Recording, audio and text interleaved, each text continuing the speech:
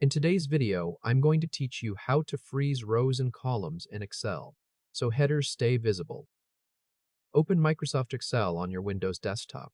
Once Excel is on screen, we'll go straight to the Freeze controls in the View tab and work through the three options one at a time. Each option will be shown separately, and before moving to the next one, the current freeze setting will be cleared so you can see exactly what each command does on its own.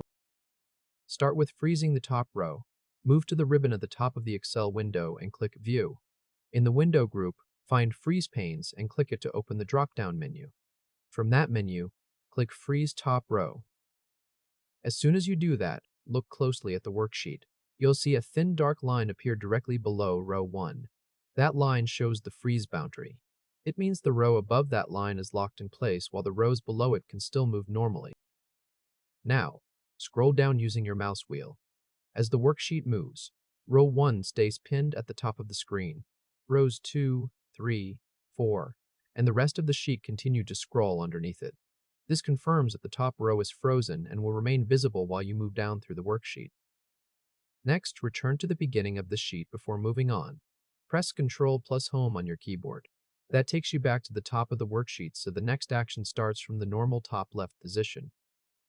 Now unfreeze that row and switch to freezing the first column instead.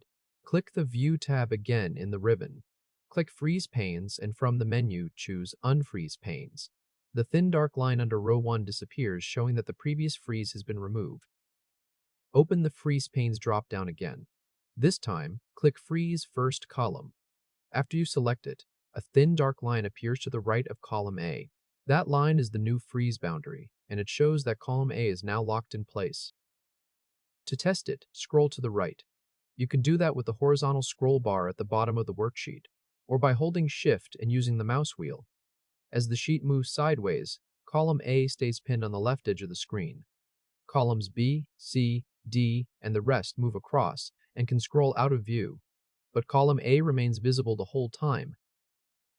Once that is confirmed, press Ctrl plus Home again.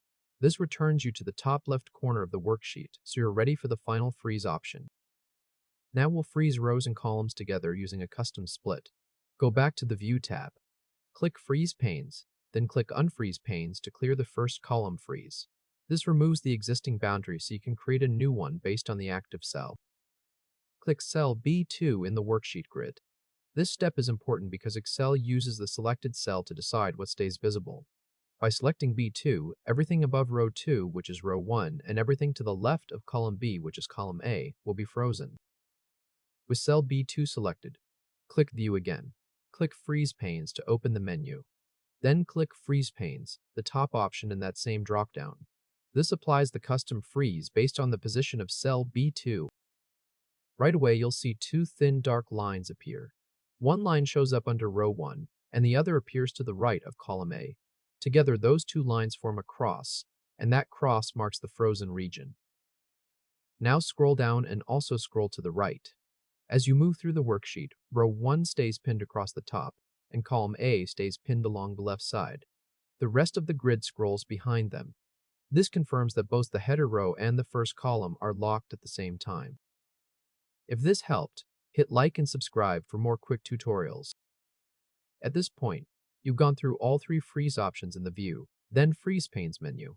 You've seen how to freeze the top row, how to freeze the first column, and how to create a custom freeze by selecting a cell first and then applying Freeze Panes.